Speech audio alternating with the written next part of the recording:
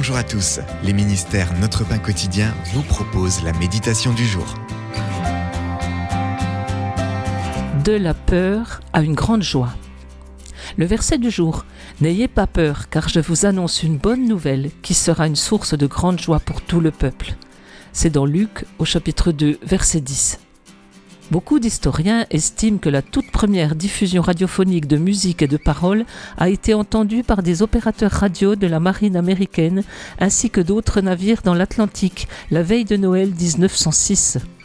Au lieu des bips et des impulsions habituelles transmettant des codes, ils ont écouté Reginald Fessenden interpréter au violon le chant de Noël Minuit chrétien. L'artiste a terminé son émission en citant les louanges des anges « Gloire à Dieu dans les lieux très hauts ». Cette musique et ses louanges relatives à la naissance de Jésus ont dû surprendre les auditeurs. Les bergers qui gardaient leurs moutons la nuit comme à leur habitude ont été les premiers à s'étonner de la naissance de Jésus. Un ange leur est apparu, irradiant la gloire de Dieu et les affolant.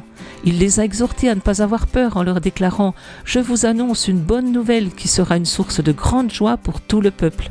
Aujourd'hui, dans la ville de David, il vous est né un sauveur qui est le Messie, le Seigneur. » Les bergers ont laissé là leur troupeau pour aller découvrir ce que l'ange entendait par là, et ils ont trouvé le nouveau-né couché dans une mangeoire, exactement comme il le leur avait été dit.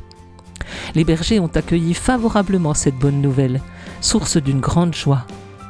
Réjouissons-nous de la naissance et de la vie de Jésus, et annonçons-les à notre tour. C'était un texte de Amy Butcher Pye. À votre avis, pourquoi Dieu a-t-il choisi de révéler la naissance de son Fils à des bergers ?